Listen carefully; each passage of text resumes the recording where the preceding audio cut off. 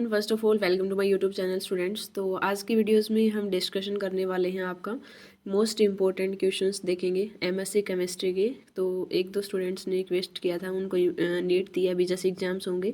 तो हम आज की वीडियोस में डिस्कस करने वाले हैं कि मोस्ट इंपॉर्टेंट क्वेश्चंस क्या रहेंगे केमिस्ट्री के लिए आपके एग्जामिनेशन के लिए। तो आप सिविल यूनिवर्सिटी की हम बता रहे हैं, ये जो हरियाणा में है स्टेट यूनिवर्सिटी। वैसे ही आपका एमडीयू केयू का भी सेम पैटर्न मिलता है, कुछ टॉपिक्स ही अलग मिलते हैं।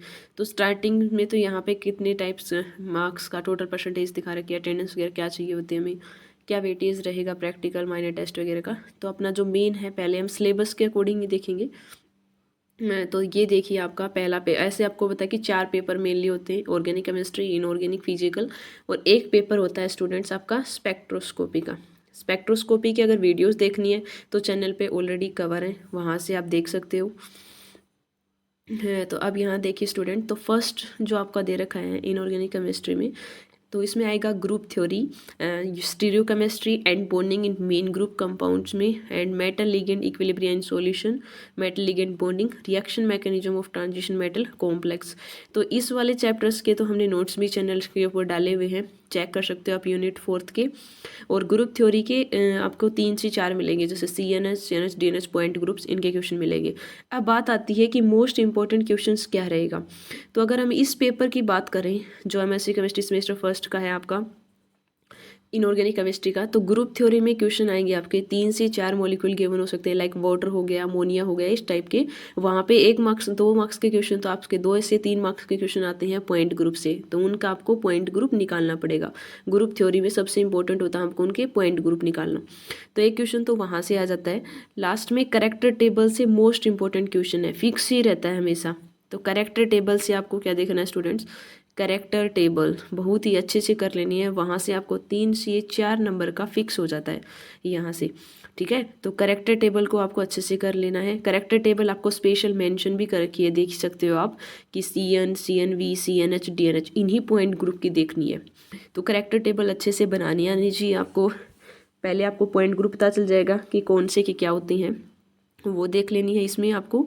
ठीक है, तो पहली यूनिट से तो 2 क्वेश्चन सबसे मेन बनेंगे करेक्टर टेबल से। करेक्टर टेबल करना आना चाहिए आपको, और साथ में आपको आना चाहिए पॉइंट ग्रुप निकालना। सिमेट्री ऑपरेशन के 1-2 वैसे सिंपल डेफिनेशन आ सकती है, जैसे रोटेशन रिफ्लेक्शन क्या होता है, इम्प्रॉपर क्या है, प्योर रोटेशन क्या है, वैसे क्वेश्चन आएंगे। यूनिट 2 की अगर हम बात करें तो यहाँ से एक तो आता है वेस्पर थ्योरी, इसके पोस्टलेट्स पूछे जाते हैं। फिर क्वेश्चन आता है बेंड्स रूल से। बेंड्स रूल भी काफ़ी इंपॉर्टेंट रहता है, जैसे आपको PF3Cl2 दे दें या PCl2F3, तो यहाँ जब स्ट्रक्चर्स बनाते हो तो बेंड्स रूल क्या कहता है कि मोस्ट इलेक्ट्रोनेगेटिव, जैसे इसकी टीबी पे बनेगी ना स्ट्रक्चर ऐसे बनती है, तो यहाँ पे मोस्ट इलेक्ट्रोनेगेटिव एक्सियल जाएगा इक्वेटोरियल, तो बेंड्स रूल की हेल्प से एक्सप्लेन करते हो, तो वो आपको अच्छे से कर लेना है। एक क्वेश्चन यहाँ से आ सकता है पहले वाले पार्ट से। फिर क्या होता है मेटल लिगेंड इक्विलिब्रियम सॉल्यूशन, तो यहाँ से कई बार तो क्वेश्चन आ जाता है, एक तो यहाँ से फिक्स रहता है ये लास्ट वाले टॉपिक से। इरविंग गिलिंग सीरीज से आ सकता है आपका क्वेश्चन जो स्टेबिलिटी, या चिलेशन से आ सकता है, जैसे थर्मोडायनेमिक स्टेबिलिटी बढ़ जाती है। और एक यहाँ पे क्या आएगा कि जैसे कोई कॉम्प्लेक्स दे देंगे स्टेप वाइज कांस्टेंट, और उसके फैक्टर आ जाते हैं, 3 से 4 ही फैक्टर हैं कि चार्ज ऑफ आयन पे क्या होगा, साइज पे क्या होगा, उन सभी पे। इसकी वीडियोस भी हमने शायद शेयर कर रखी हैं, पहले हमने इसके नोट शेयर किए थे जब स्टार्टिंग में मैंने सीक्रेट बनाया था। तो यहाँ से 2 टाइप के क्वेश्चन बनेंगे। वेस्पर थ्योरी के पोस्टलेट अच्छे से कर लेना आप, बेंड्स रूल और उसके क्या इफेक्ट होंगे, और फिर यहाँ पे स्टेप वाइज कांस्टेंट के देख लेना और फैक्टर देख लेना। इरविंग विलियम 2 मार्क्स में आ सकती है, वैसे ही चलेशन वाला। फिर सबसे इंपॉर्टेंट और आसान भी है ये यूनिट, इसमें मेटल लिगेंड बॉन्डिंग में सबसे ज़्यादा इंपॉर्टेंट क्वेश्चन आता है जॉन टेलर डिस्टोरेशन से, वो इन चारों से पूछ सकता है आपका। या एमओटी थ्योरी, एमओटी थ्योरी इनकी आएगी, जैसे 12th में ही आप पढ़ चुके होते हो ऑक्टाइडल टेट्रा, बस एक ही आपका नया है स्क्वायर प्लेनर। तो इनकी एमओटी थ्योरी काफ़ी इंपॉर्टेंट है, पेपर में आएगी ही, एमओटी थ्योरी कर लेना। और आपको बाद में क्या करना है, crystal field molecular orbital theory ऑक्टाटाइटस की देख लेना, और CFT की वैल्यू निकलवाएंगे आपसे, किसके लिए, ऑक्टाइडल, स्क्वायर प्लेनर, पिरामिडल, 4 ही कॉम्प्लेक्स है, इनकी देख लेना आपको। CFT में कैसे स्प्लिटिंग होती है, जैसे ऑक्टाइडल में क्या होता है, T2G नीचे आता है, EG ऊपर जाता है। ठीक है, तो इस टाइप्स के आपको देख लेने हैं। फिर उसके बाद आपको क्या करना है, नेक्स्ट जो यूनिट में अगर हम आए तो इस ऊपर वाली यूनिट में वेस्पर थ्योरी वाले अच्छे से देख लेना। और यहाँ पे यूनिट 3 में हम बात कर रहे थे क्रिस्टल फील्ड थ्योरी के पोस्टलेट, उसकी लिमिटेशन हो जाएंगी।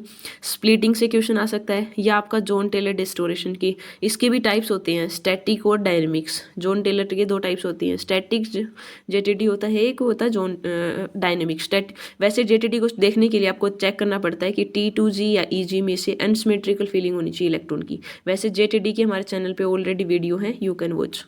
MSc केमिस्ट्री फर्स्ट ईयर के प्ले लिस्ट वाले मिलोगे, उसमें 90 वीडियोज़ है, तो फर्स्ट सेम की मोस्ट ऑफ द ज़्यादा है।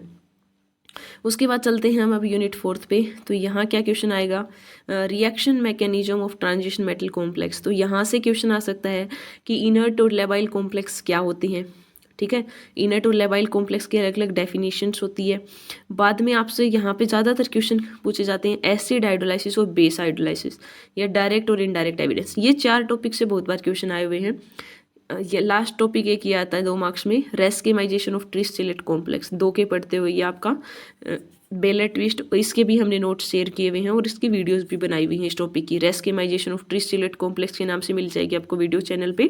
और एक आपको एसिड हाइड्रोलाइसिस और बेस हाइड्रोलाइसिस, ये अच्छे से कर लेना। एसिड बेस हाइड्रोलाइसिस क्या होता है, और रेस्केमाइजेशन। तो यहाँ से 4 यूनिट हैं, अगर आपको 3 यूनिट भी अच्छे से आती हैं तो भी आपका काम हो जाएगा।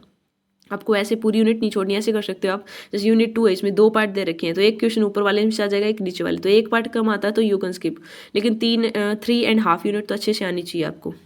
तो नेक्स्ट हम देख रहे हैं इसमें फिजिकल केमिस्ट्री का। तो फिजिकल केमिस्ट्री में स्टूडेंट सबसे इंपॉर्टेंट क्वेश्चंस क्या आता है आपका, क्वांटम मैकेनिक्स में हम बात करें तो यहाँ तो आपका रहेगा एनर्जी ऑफ 1D डायमेंशन की या 3 डायमेंशन में। एक क्वेश्चन आता है आपका ऑपरेटर से, जैसे दे देंगे Lx है Ly का डॉट, इसको सोल्व करो। तो ऑपरेटर बहुत अच्छे से कर लेनी है।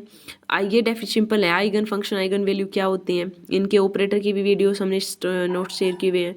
ठीक है, ये देख लेना। फिर इस नीचे वाले पोर्शन से आता है सोडेंजर वेव इक्वेशन से क्वेश्चन आएगा आपका। ठीक है, सोडेंजर वेव अच्छे से कर लेना है आपको।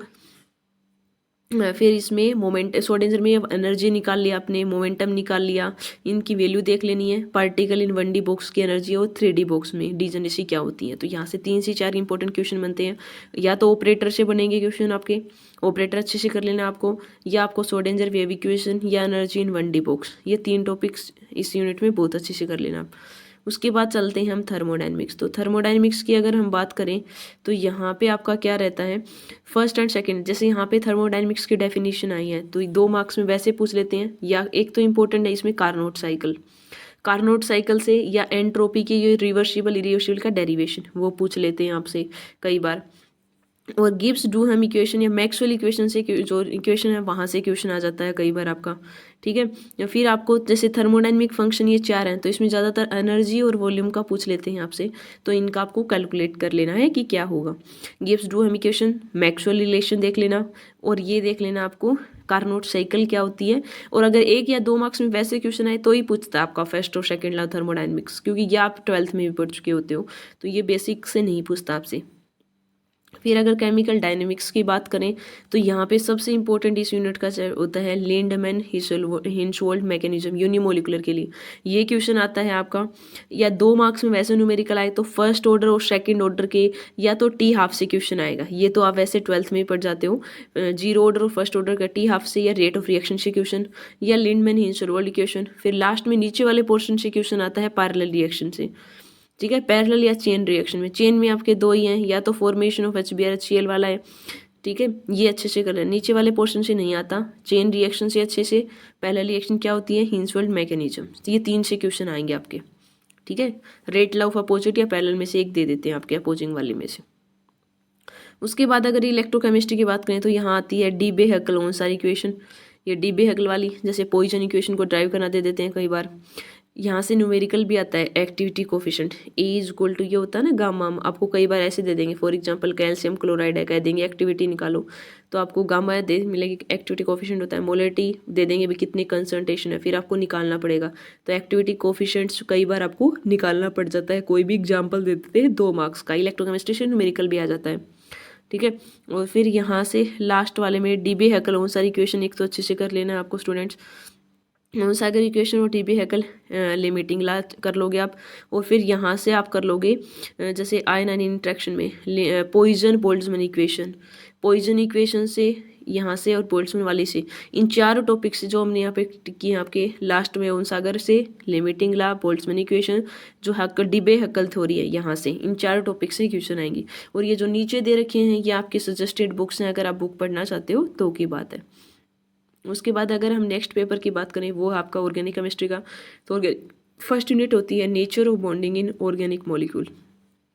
इसके भी नोट्स चैनल पे ऑलरेडी हैं, यू कैन वॉच। तो nature of bonding in organic molecules में क्या है, तो यहाँ से आपका क्वेश्चन आ जाता है एनोलिन से, या होमो एरोमेटिक क्या होता है, एंटी एरोमेटिक क्या होता है, यहाँ से क्वेश्चन आएंगे स्टूडेंट्स। या आपको पूछेंगे रिएक्शन मैकेनिज्म वाले पोर्शन से, जैसे एक तो इसमें इंपॉर्टेंट क्वेश्चन यहाँ से बनता है हेमोड पोस्टुलेट से कहते हैं हेमोड पोस्टुलेट्स हैं। ये हमारे एमएससी के टाइम में जब हमने, तो तब भी हमारे आया हुआ था, याद है मुझे, एक हेमेट इक्वेशन से, इन दोनों में से पूछा हुआ है। तो हेमेट इक्वेशन और हेमोड पोस्टुलेट्स हैं, ये अच्छे से कर लेना आपको, हेमेट पोस्टुलेट्स वाला और हेमेट इक्वेशंस, ठीक है स्टूडेंट्स। तो उसके बाद अगर हम बात करें तो नेक्स्ट यूनिट की, तो यहाँ क्या होता है एलिफेटिक, थोड़ा सा अच्छे से करना है। ऑर्गेनिक का पेपर बच्चों को टफ लगता है क्योंकि इसके टॉपिक्स भी थोड़े थ्योरेटिकली ही ज़्यादा होती है। जैसे हम कोई कम्पिटिटिव एग्जाम्स की तैयारी करते हैं तो वहाँ क्वेश्चन अलग होता है, यहाँ पे थोड़ा थ्योरेटिकल बेस से ज़्यादा याद ज़्यादा रखना पड़ेगा आपको। नेक्स्ट वाले में यहाँ पे यूनिट जो सेकंड है, यहाँ आपको जैसे एक तो इंटरमीडिएट कार्बोकेटाइन क्या होता है, कार्बो एनायन, फ्री रेडिकल, जितने भी इंटरमीडिएट है उनके बारे में आएगी। फिर यहाँ पे SN1 SN2 एसिड, इनमें से एक आ जाता है कई बार आपको जो रिएक्शंस में।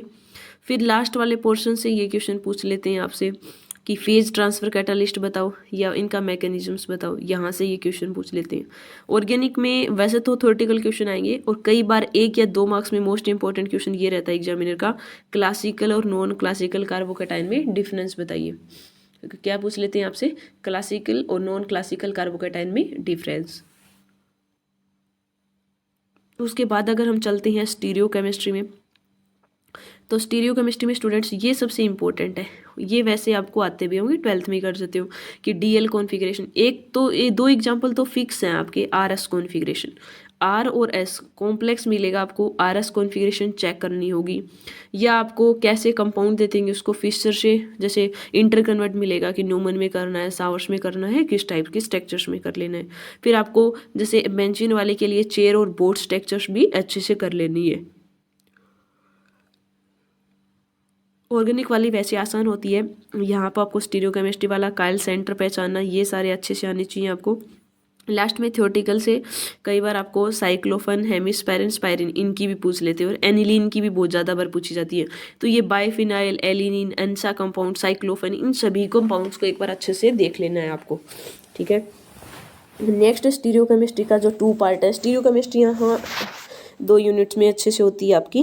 तो यहाँ पे आपको स्टीरियो केमिस्ट्री सेकंड वाले में एक तो आपको क्वेश्चन आता है इनएंसोमेरिक एक्सिस से, यहाँ से इनएंसोमेरिक एक्सिस से क्वेश्चन आता है, ये आपके लिए इम्पोर्टेंट है स्टूडेंट्स, इनएंसोमेरिक एक्सिस वाला, ठीक है। ऑप्टिकल प्योरिटी क्या होती है, स्टीरियो सेलेक्टिव स्टीरियो स्पेसिफिक में क्या डिफरेंस है, ये वाला क्वेश्चन अच्छे से कर लेना है आपको।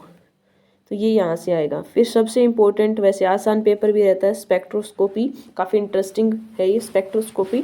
स्पेक्ट्रोस्कोपी की तो आपको चैनल पे सारी मिल जाएंगी। हमने आपका IR भी करवा रखा है, UV भी करवा रखा है, विद नोट्स हैं अवेलेबल, और NMR भी करवा रखा है, ठीक है। इलेक्ट्रॉनिक स्पेक्ट्रोस्कोपी के भी हमने नोट्स डाल रखे हैं। तो स्पेक्ट्रोस्कोपी तो आप चैनल पे कर सकते हो। अब हम देखें पहला पे जो आपका है वो है इलेक्ट्रॉनिक स्पेक्ट्रोस्कोपी। तो इलेक्ट्रॉनिक स्पेक्ट्रोस्कोपी में क्या होता है स्टूडेंट्स, यहाँ पे आपसे क्वेश्चन आएगा जैसे UV जर्नल पूछ रखे हैं यहाँ पे, वैसे क्वेश्चन आते हैं आपके वेवलेंथ से, जैसे इसमें लो एक्सोक्रोम 2 मार्क्स में क्वेश्चन या वैसे पूछ लेते हैं कई बार, जैसे क्रोमोफोर क्या होता है, एक्सोक्रोम्स क्या होता है, जो वेवलेंथ को बढ़ा देते हैं आपका, इस टाइप्स के क्वेश्चन पूछ लेंगे, ठीक है। Electronic spectroscopy. और IR वाले में क्या होगा, IR में सबसे इंपॉर्टेंट है फंक्शनल ग्रुप की वैल्यू याद रखें कि भाई कार्बोनिल कितने पे आएगा, अल्डेहाइड कितने पे आएगा, एसिड कितने पे आएगा। तो फंक्शनल ग्रुप की रेंज अच्छे से कर लेनी है। IR में कई बार 2 मॉलिक्यूल दे देंगे, जैसे एक अल्कोहल दे दिया, कीटोन दे दिया, एसिड दे दिया, कैसे आप डिफ्रेंशिएट करोगे। तो फंक्शनल ग्रुप का चेंज है तो आप IR स्पेक्ट्रोस्कोपी की हेल्प से डिस्टिंग्विश कर सकते हो 2 कंपाउंड्स को। तो ये अच्छे से कर लेना आपको। हायर से यहाँ से स्ट्रेचिंग फ्रीक्वेंसी का वो फार्मूला है फोर्स कांस्टेंट वाला 1/2π√k/μ, ये भी अच्छे से कर लेना आपको। ठीक है स्टूडेंट्स, तो यहाँ से यही वाले थ्योरेटिकल क्वेश्चन हम बनेंगे। उसके बाद में अगर हम एनएमआर की बात करें तो एनएमआर का एक तो प्रिंसिपल अच्छे से कर लेना आपको, एनएमआर का क्या प्रिंसिपल है, फिर उसकी डेल्टा वैल्यू तो याद नहीं होगी, उसके बिना आप कंपाउंड सोल्व नहीं कर सकते, तो डेल्टा वैल्यू भी आपको सबकी याद रखनी पड़ेगी स्टूडेंट्स एनएमआर के लिए। डेल्टा वैल्यू को ही हम केमिकल शिफ्ट बोलते हैं। यहाँ से जो पास्कल ट्रायंगल से जो रेशियो आता है वो अच्छे से देख लेना आपको। नीचे वाला जो इसमें कई बार ये भी आ जाता है आपका deuterium exchange, chemical shift reagent, spin decoupling method, last चारों में से एक मिल जाता है कई बार आपको, तो ये अच्छे से कर लेना है आपको। ठीक है, और यहाँ से मास स्पेक्ट्रोस्कोपी की बात करें तो कई बार आपको कंपाउंड्स मिलेंगे, उनका मास स्पेक्ट्रोस्कोपी से डाटा इंटरेक्ट करना मिलता है, तो ये भी आपको बहुत अच्छे से कर लेना पड़ेगा, क्योंकि मास स्पेक्ट्रोस्कोपी के लिए यहाँ पे एक तो इसमें मैक्लेफेटरी जो फ्रेगमेंटेशन है वो बहुत इंपॉर्टेंट होता है, कई बार आता है। मैक्लेफेटरी रीअरेंजमेंट को तो स्टूडेंट्स बहुत अच्छे से कर लेना है। एक आपको मैक्लेफेटरी रीअरेंजमेंट और फ्रेगमेंटेशन वाला ऑर्थो इफेक्ट, ये बहुत अच्छे से कर लें, इन तीनों में से एक मिल जाएगा आपको पेपर में। ठीक है, और पिक्स का बताना चाहिए कि मेन क्या है, मेटास्टेबल पिक किसको बोलते हैं। फिर उसके बाद ये तो थी मास स्पेक्ट्रो, फिर कार्बन 13 एनएमआर में यहाँ से क्वेश्चन आता है प्रोटॉन कपल्ड और डीकपल्ड 13 एनएमआर स्पेक्ट्रा क्या होता है, और एजर इफेक्ट क्या है, क्रॉस पोलराइजेशन क्या है, तो ये सभी के आपको आ सकते हैं। तो ये आपके फिर प्रैक्टिकल्स शुरू हो जाती हैं, प्रैक्टिकल्स के भी हमने वीडियोस डाले हुए हैं। अभी तो आप एग्जाम्स की तैयारी कीजिए, सभी को ऑल द बेस्ट। इसके अलावा आपको किसी और टॉपिक्स के ऊपर कोई नीड चाहिए तो आप कमेंट कर सकते हैं।